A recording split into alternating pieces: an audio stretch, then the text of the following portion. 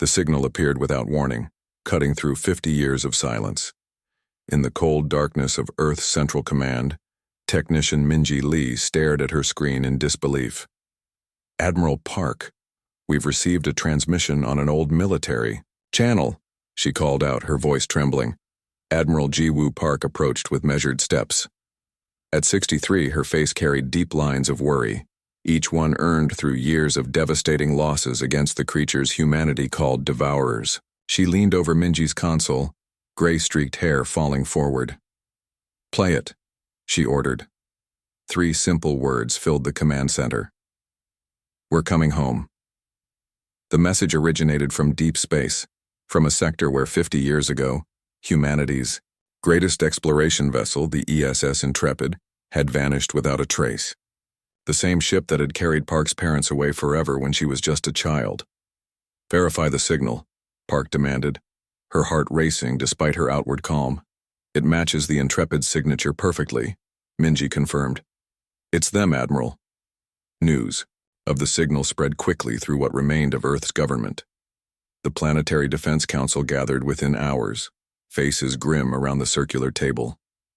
"It could be a trap," General Tejo suggested, his weathered face tight with suspicion. "The Devourers have shown they can mimic our technology. Or it could be our best hope," countered Dr. Sunwoo, head of xenobiology. "The Intrepid was our most advanced ship. If anyone could survive out there and return with answers, it would be them." Admiral Park remained silent, remembering the faded photograph she kept in her quarters, her parents in their crisp uniforms on the day of the Intrepid's launch. She had been 13 when they left, 13 when they vanished. Now the world was different.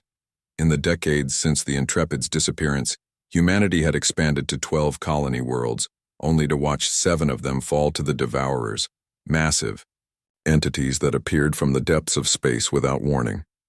They moved like living ships, organic yet mechanical, consuming planets whole and leaving nothing behind. "We've lost New Mars last month," Park finally spoke. "Earth's shields won't hold against another direct assault. If this really is the Intrepid, we need them, whatever they've become." The Council agreed to prepare for the ship's arrival, though, with heavy military presence. Trust was a luxury humanity could no longer afford. 3 days later, long-range sensors detected an object moving at impossible speeds toward the solar system. It slowed as it approached, revealing a shape both familiar and alien. The basic structure of the Intrepid, but covered in strange patterns that pulsed with blue-green light. Admiral Park stood on the observation deck of Earth's orbital defense station, watching as the changed vessel approached. Surrounding it were 5 of Earth's remaining warships, weapons ready. "Open a channel," she ordered. The screen before her flickered, and for the first time in half a century, she saw the bridge of the ESS Intrepid. But the face that appeared wasn't one she recognized. A man who seemed to be in his 30s looked back at her, his skin marked with faint lines that glowed the same blue-green as the ship's hull. "This is Captain Do-Yoon Kim of the ESS Intrepid, requesting permission to enter Earth space." Park frowned. "The Intrepid's captain was Jae-Won Yoon. Captain Yoon died during our first encounter with the anomaly," the man explained, his voice steady. "I was the science officer. The circumstances forced many changes in our crew structure." "You've been gone 50 years, Park said. "You should be an old man." Captain Kim nodded. "Time moved differently where we were trapped. For us, it's been only 7 years. Admiral, we know about the Devourers. We've learned what they are, how they think. We've brought back technology that can fight them." Park studied him carefully. There was something not quite human in his eyes now, a depth that hadn't been there before. "How can we trust you? How do we know you're not compromised?" "Because we're still human enough to come back," Kim replied simply. "And because we know the Devourers better than anyone. They're coming for Earth next, Admiral. The one they're sending is larger than any you've faced before." Park felt a chill run through her. "How do you know that?" "Because they followed us home," Kim said grimly. "We have 2 weeks before it arrives. Just enough time to prepare, if you let us help." Park looked at the changed ship, at the changed man commanding it. 50 years of waiting, 50 years of loss. And now perhaps a chance. Permission granted, Captain Kim, she said at last. Welcome home, whatever home means now. The ESS Intrepid docked at Earth's orbital station amid tight security. Armed guards lined the walkways as Admiral Park led a small team to meet the returning crew. The connecting tube sealed with a hiss, and the door slid open. Captain Do-Yun, Kim stepped through first. In person, the strange lines on his skin were more noticeable, thin traces of blue-green that seemed to pulse with his heartbeat. Behind him came 23 others, all bearing similar marks. Only 24 of ye. You survived? Park asked, remembering the Intrepid had launched with a crew of 98. Kim's expression darkened. The others didn't survive our first encounter with what you now call the Devourers. We were studying an anomaly when one appeared. It harvested most of our crew before we escaped into the rift. The survivors were taken to a secure medical facility on the station. Park watched through a window as doctors examined them. The medical director, Dr. Hyunjin, approached her with a puzzled look. Their bodies show significant changes at the cellular level, she explained. Their DNA remains human, but it's been enhanced somehow. And those markings aren't tattoos. They're a network of microscopic filaments running just beneath the skin. Are they dangerous? Park asked. Not that we can detect, but they're not exactly human anymore either. Later, Park sat across from Captain Kim in a private room. Security cameras watched their every move. Tell me what happened out there. She, said Kim nodded. We were studying what we thought was a spatial anomaly near Proxima Centauri. When the Devourer appeared, it attacked immediately. We tried to escape, but it caught us in some kind of energy field. It was feeding on the crew. Those it touched simply dissolved. He paused, his eyes distant with memory. I managed to activate an experimental drive system, one that wasn't supposed to be used outside of testing. It created a tear in space. We flew through it, but so did a piece of the Devourer. Where did you end up? A pocket dimension, a space between normal spaces. And we weren't alone. Kim leaned forward. There were others there, refugees from other worlds, other species, all hiding from the Devourers. They call themselves the Sheltered. Park studied him carefully. And they changed you? We were dying. The piece of the Devourer that followed us through was still active. It was breaking down our ship, our bodies. The Sheltered had developed a symbiotic technology, a way to strengthen living tissue against the Devourer's consumption process. Kim touched the glowing lines on his arm. This saved us. It bonded with us. And what exactly is it? Part biological, part technological. The Sheltered call it the network. It lets us communicate with each other, enhances our strength and speed, and most importantly, it makes us resistant to the Devourer's feeding process. Park frowned. That's convenient. It came at a cost, Kim said quietly. The network changes you. Some of the crew couldn't handle it. Their minds broke. And all of us. We're different now, connected. We share thoughts sometimes. You're a hive mind? Park asked sharply. No. We're still individuals, but we're never truly alone in our heads anymore. Kim smiled sadly. It's why we came back. The Sheltered have been hiding for thousands of years. We chose to fight instead. A soldier entered the room and whispered something to Park. Her face paled. The long-range sensors just detected something massive entering the solar system, she told Kim. It's heading straight for us. Kim nodded grimly. The Nexus. I told you they followed us. You need to tell me everything you know about fighting these things. Now. I'll do better than that, Kim said. Let me show you. He led Park to the Intrepid's cargo bay, where several large containers waited. Inside were strange devices, weapons unlike anything Earth had developed. This is Sheltered technology, modified for human use, he explained.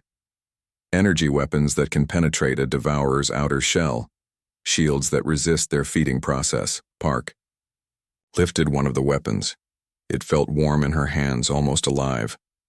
How do we know these work? She asked. Because we've used them. Kim opened his jacket, revealing a deep scar across his chest. We fought our way out of the pocket dimension.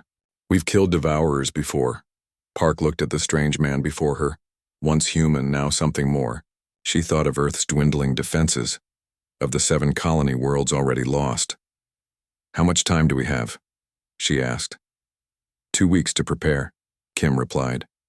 But I need your trust, Admiral. We can't fight them with suspicion dividing us. Park holstered the alien weapon.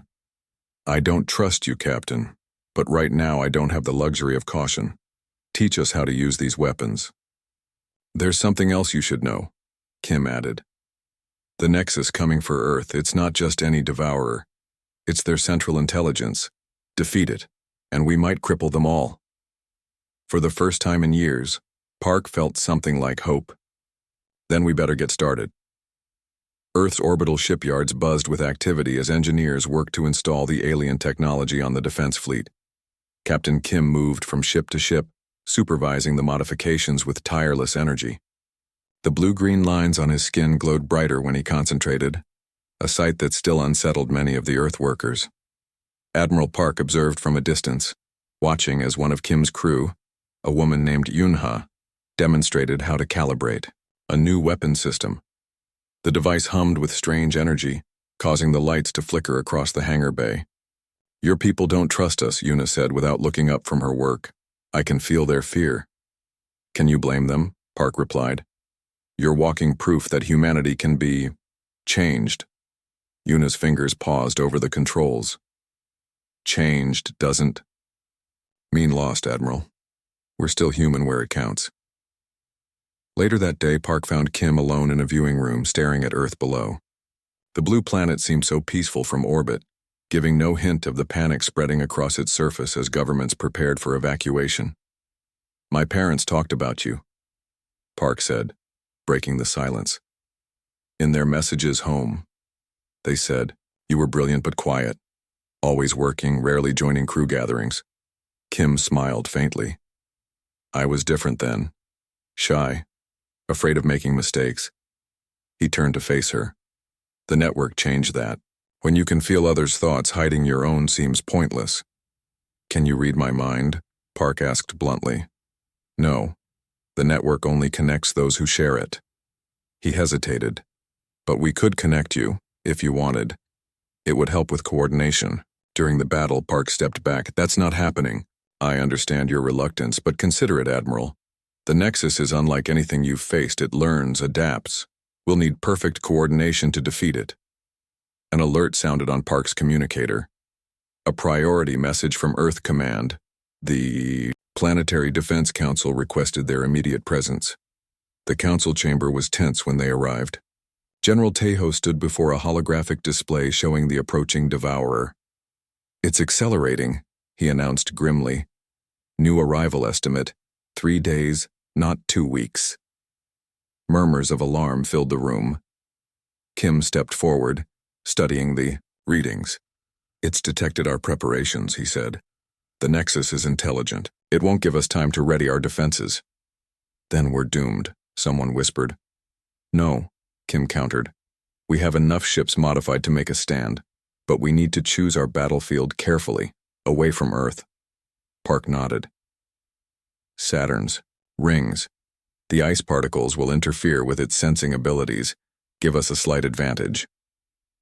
The council approved the plan with reluctance. As the meeting ended, Dr. Sunwoo approached Kim with a medical tablet.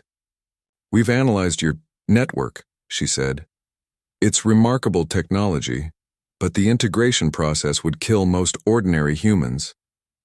It nearly killed us, Kim admitted. But we had help. The sheltered guided us through the change, and now you're suggesting we attempt this with our forces? Without proper testing? Only volunteers, Kim clarified, and only those with the highest compatibility. We've developed a simplified version that offers partial connection without full physical changes. Park intervened. No one is getting connected to anything without thorough testing. Kim looked at her with unexpected intensity. Admiral, there's something you need to see. He led Park and Dr. Sunwoo to the Intrepid. The ship's interior had changed dramatically. Walls flowed with the same blue-green energy that marked the crew's skin. In the center of what had once been the main hold sat a large crystalline structure. "This is the heart of our network," Kim explained, "and it contains everything we learned about the Devourers." He placed his hand on the crystal. The entire structure lit up, projecting images all around them, star systems, alien worlds, and massive Devourers moving between them. They were created as harvesting machines by a species that died out millennia ago, Kim explained, designed to gather resources from uninhabited planets and return them. But their creators built in the ability to learn and adapt. When their makers died, the Devourers continued their mission, evolving beyond their programming. The images shifted to show the internal structure of a Devourer, a horrifying blend of mechanical systems and organic matter. They consume everything: metals, organics, energy, and they use what they take to grow stronger, Kim continued. But they have a weakness. The Nexus coordinates them all. It's their central intelligence. Park stared at the projection. "If we destroy it, we disrupt the entire Devourer fleet, at least temporarily," Kim finished, "but we'll only get one chance." As they left the ship, Park noticed Kim stumble slightly. His skin's glow had dimmed. "You're not telling me everything," she said quietly. Kim looked at her with tired eyes. "No, but I'm telling you what you need to know for now." 2 days later, Earth's modified fleet departed for Saturn, ready to make their stand against the approaching nightmare. As the ships moved into formation, Park stood on her bridge, watching the stars. "I hope you're right about this," she said, to Kim, who stood beside her. "So do I, Admiral," he replied. "So do I." The fleet waited in silence among Saturn's rings, ice particles drifting around the ships like frozen ghosts. Admiral Park stood on the bridge of her flagship, the ESS Defender, watching the space where their enemy would soon appear. Captain Kim's voice came through the comm system. "All ships report ready, Admiral. Weapons are charged and targeting systems calibrated." "Good," Park replied. "Remember the plan. Hit it hard, hit it fast, and stay mobile. These new shields won't hold forever against direct contact." A warning alarm sounded. In the distance, space itself seemed to bend, stretching like fabric being torn. Then it appeared. The Nexus was unlike the smaller Devourers that had attacked Earth's colonies. It was massive, at least 20 kilometers across, a dark shape that seemed to absorb light rather than reflect it. Its surface shifted constantly, patterns flowing across it like ripples in dark water. "All ships, maintain formation," Park ordered, fighting to keep her voice steady. "Begin attack sequence on my mark." The fleet moved forward, spreading into the carefully planned pattern Kim had designed. The first shots fired, beams of blue-green energy that cut through space and struck the Nexus. For a moment it seemed to work. Where the beams hit, the Nexus's surface bubbled and cracked, revealing glimpses of machinery underneath. But then, something changed. The damaged areas began to heal, closing up before their eyes. "It's adapting," Kim warned. "Switch to secondary weapons." The fleet adjusted, firing again with different energy signatures. Again the creature was damaged. Again it began to heal, but slower this time. Then the Nexus attacked. Dozens of tendrils shot out from its surface, each one kilometers long, reaching for the human ships. Where they touched, shields flared bright, but held. The modified defenses were working, but not for long. One of the smaller vessels, the Horizon, took a direct hit from 3 tendrils at once. Its shields overloaded in a brilliant flash, and then the tendrils pierced the hull. Within seconds, the ship began to collapse, inward as if being digested from within. "Pull back," Park ordered. "Regroup at position Beta." The fleet retreated, regathering behind one of Saturn's smaller moons. 17 ships remained of the original 22. Kim's face appeared on Park's screen. His skin was pale, the blue-green lines pulsing rapidly. "Admiral, the Nexus is stronger than we anticipated. Our weapons are hurting it, but not enough." "Then what do you suggest?" Park demanded. "We need to deploy the dimensional anchor. It's our only chance." That wasn't part of the plan, Captain. Kim's expression was grim. No, because I knew you wouldn't agree to it if I told you earlier. The anchor must be deployed from inside the Nexus. Park stared at him. Inside? That's suicide. Yes, Kim said simply. But it's the only way. The Intrepid was designed for this, modified specifically to carry the anchor into the heart of the Nexus. And your crew? All of you will die. Kim hesitated. Not exactly die, but we won't be coming back. The anchor creates a connection to the pocket dimension. Once activated, it will pull the Nexus in and trap it there forever. But someone needs to ensure it activates properly. Park was silent for a long moment. You've been planning this all along. Yes, but I need your help. I need a strike team to get us past the Nexus's outer defenses, your best people. Against her better judgment, Park agreed. She selected 12 of her most skilled soldiers, then added herself to the mission. Admiral, you can't, her executive officer protested. I can and I will, Park cut him off. If this fails, Earth falls anyway. I need to see this through. The strike team boarded the Intrepid an hour later. The interior of the ship felt alive, pulsing with energy. Kim led them to what had once been the bridge but was now a strange chamber dominated by a glowing central pillar. The anchor, he explained. When we reach the center of the Nexus, it will activate. The Intrepid detached from the fleet and moved toward the massive entity. The rest of the fleet provided cover, drawing the Nexus's attention with an all-out assault. It's working, Kim said as they approached the dark surface. It's focused on the fleet. The Intrepid pierced the outer layer of the Nexus with surprising ease, as if the ship knew exactly where to strike. Inside was a nightmare landscape, a vast internal space filled with structures both mechanical and organic. Streams of molten metal flowed like blood vessels. Massive gears turned, driving unknowable processes. What is this place? Park whispered. The Nexus's processing center, Kim replied, where it breaks down everything it consumes and repurposes it. As they pushed deeper, Park saw something that froze her blood. Suspended in transparent chambers were human bodies, hundreds of them, connected to machines by countless tubes and wires. Colonists, Kim said quietly. From the worlds it consumed. The Devourers don't just take materials. They take people too, using their brains as processing nodes. They're still alive, Park realized with horror. Kim nodded grimly. Yes, and now you understand why we have to stop this, whatever it takes. The Intrepid pushed deeper into the Nexus, navigating through its bizarre internal landscape. The ship moved as if it knew the way, avoiding dangerous areas and finding paths through the maze-like structure. How are you doing this? Admiral Park asked, watching as Captain Kim guided the vessel with barely a touch to the controls.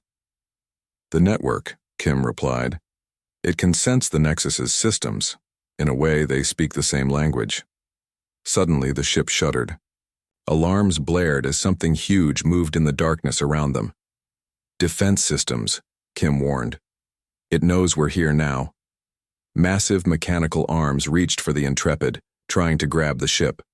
Kim's hands flew over the controls, the blue-green lines on his skin now burning bright. The ship twisted and turned, narrowly avoiding capture. We need to move faster, Park said. How much farther to the core?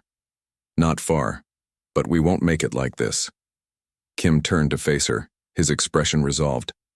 I need to tell you something. Admiral, the full truth? Even as he spoke, the ship continued to evade the Nexus's defenses as if guided by an invisible hand. When we merged with the network, we became part of the ship too. The Intrepid isn't just a vessel anymore, it's an extension of us. Park looked around, suddenly noticing how the walls pulsed in time with the glowing lines on Kim's skin. What are you saying? I'm saying we can get you to the core, but then you need to leave. Take your team and the shuttle, we'll handle the anchor. That wasn't the plan, Park protested. It was always the plan, Kim countered, just not the one I told you. A massive impact rocked the ship. One of the Nexus's arms had caught them, beginning to crush the hull. Go, Kim ordered. We can't hold it much longer. Park hesitated, then gave the order. Her team rushed to the shuttle bay while she stayed behind. "Why did you really come back?" she asked Kim. "You could have stayed hidden in that pocket dimension, safe." Kim smiled sadly. "Because Earth is still our home, and because the Devourers won't stop with your world. They'll consume everything eventually." Another impact. The ship groaned under the pressure.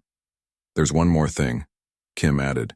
"We need a direct connection to activate the anchor properly. One of us has to physically link with it." "You're going to sacrifice yourself," Park realized. "It's not death, not exactly. We'll exist in the pocket dimension with the Nexus, studying it, making sure it remains trapped, and we'll be able to send what we learn back to Earth." The ship lurched again. "You need to go, Admiral. Now." Park reached out and gripped Kim's shoulder. "Thank you." She ran for the shuttle bay, finding her team already aboard the small vessel. As they launched, Park watched through the viewport as the Intrepid's hull began to glow brighter, the blue-green light spreading across its surface. The shuttle navigated through the same paths the Intrepid had found, racing for the outer wall of the Nexus.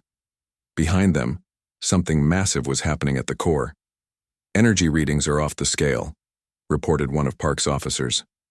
"Whatever they're doing, it's starting." They burst through the outer layer of the Nexus, just as a shockwave of energy rippled through the entity. Park ordered maximum thrust, putting as much distance between them and the Nexus as possible. From the safety of Saturn's orbit, they watched as a strange distortion appeared around the massive creature. Space itself seemed to fold inward, creating a spiral of light that centered on the Nexus. "The dimensional anchor," Park murmured. "It's working." The Nexus fought against the pull, its tendrils lashing out wildly. Several more Earth ships were caught and destroyed in its death throes. But the process couldn't be stopped. Slowly, inexorably, the enormous entity collapsed inward, folding in on itself until it disappeared entirely, leaving only a faint ripple in space that quickly faded. In the silence that followed, Park's communications officer reported, "Admiral, we're receiving a transmission. It's from Captain Kim." Park stared at the empty space where the Nexus had been. "Put it through." Kim's voice came through clearly, though with a strange echo. "Admiral, if you're receiving this, the anchor worked. The Nexus is trapped with us in the pocket dimension. We can study it here, learn its secrets without risk to Earth. Is there any way to bring you back?" Park asked. "No, we're part of the anchor now, but we're not finished helping. The other Devourers out there are disoriented without the Nexus guiding them. Now is the time to strike." Park looked out at her battered fleet. "We'll need more than what we have. Check the data we're sending now. It contains everything. Weapons designs, shield frequencies, locations of other Devourers, and something else. The coordinates of the sheltered worlds. They'll help now that the Nexus is gone." The transmission began to break up. Kim's final words came through in fragments. "This isn't the end, Admiral. It's beginning humanity's. Back in the fight now."